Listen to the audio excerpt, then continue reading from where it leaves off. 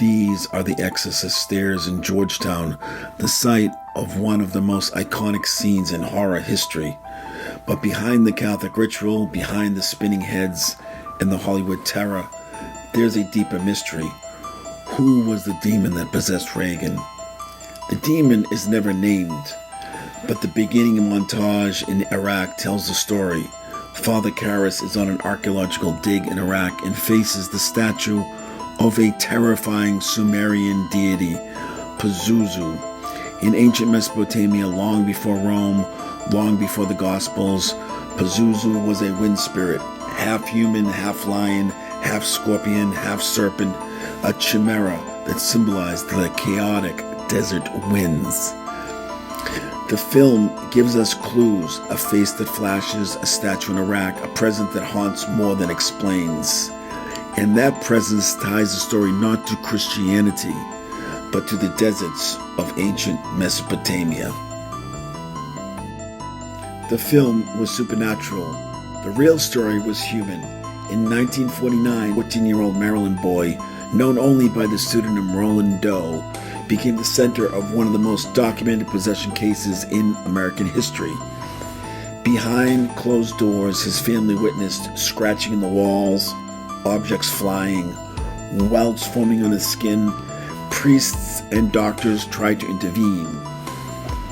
3 Jesuit priests performed the exorcisms: Father William S. Bowden, Father Walter Halloran, Father Raymond Bishop. Here's the important part. None of them mentioned Pazuzu, not one reference to Mesopotamia. No statue, no wind demon, no ancient desert god. The real exorcism was a Catholic ritual rooted in mid-century America, not a clash with a Sumerian spirit. And unlike the movie, Roland Doe grew up to live a normal, successful life. No curses, no hauntings. The movie and the true story barely overlapped, except in the imagination. Exorcist author William Peter Blatty wasn't just a Georgetown student when the 1949 possession case reached Catholic circles. He was a son of Middle Eastern immigrants, Syrian and Lebanese. He grew up hearing stories from the old world, not of Europe. So when he needed a presence beyond Christian demonology, he reached back thousands of years into the Mesopotamian desert. But the Pazuzu of Sumer and Assyria wasn't a demon of possession. He wasn't evil at all. He was a protector.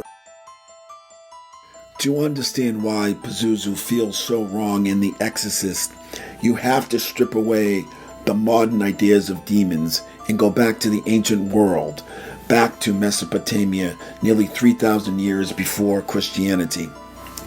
Pazuzu first appears in Assyrian and Babylonian texts around the first millennia before Christ.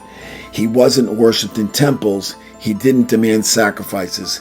He existed on the margins, invoked, not adored. His domain was the wind, especially the southwest wind, which carried famine, disease, and plagues across the land. And that's what made him powerful. In Mesopotamian thought, you didn't defeat chaos with goodness, you countered it with something stronger. Pazuzu was feared, but he was useful. His image was deliberately terrifying: a lion's face, bulging eyes, scorpion tail, wings, and talons. The idea was simple: if something this frightening stood guard, worse things would stay away. Households wore Pazuzu's amulets, especially pregnant women and mothers. These weren't symbols of evil, they were spiritual warning signs. Pazuzu's role was to drive away Lamashtu, the real nightmare of the ancient world, a wandering demoness blamed for miscarriages, infant death, fever, madness, and sudden illness. In inscriptions, Pazuzu even boasts of his role, declaring himself king of the evil winds, not to destroy humanity, but to control them. This is crucial. Pazuzu did not possess people. There is no ancient record of Pazuzu invading the human body, speaking through victims, or corrupting souls. That concept belongs to later Christian demonology, not Mesopotamian belief. Pazuzu was a boundary spirit, a threshold guardian, something summoned when the world became unsafe. which makes his appearance in The Exorcist deeply ironic. What modern audiences were told was a demon from hell, once a guardian placed above children's bed to keep them alive. So why use a protective spirit as the villain? Because stories absorb the biases of their cultures. For centuries, the church labeled the old gods as demons. So when Blatty reached into antiquity, he pulled out a guardian, and Hollywood turned that guardian into a tormentor.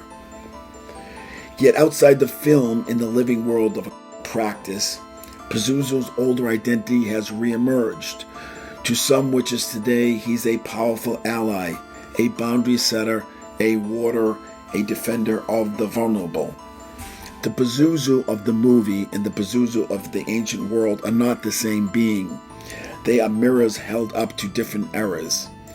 And this is why the demon of The Exorcist is so hard to pin down. He shifts shape, he steals faces, he shows up in visions but never names himself. What you're seeing on the screen is not Pazuzu the Protector, nor Pazuzu the modern witches invoke, nor the presence encountered in the real 1949 case. It is something blurred, an archetype formed by fear, faith, and the long shadow of ancient myth. A spirit caught in the crossfire between Hollywood and history. Maybe that's why Pazuzu haunts us. Not because he possessed a girl in Georgetown, but because he shows how easily we demonize the old gods and how hard it is to kill a myth once it starts breathing again.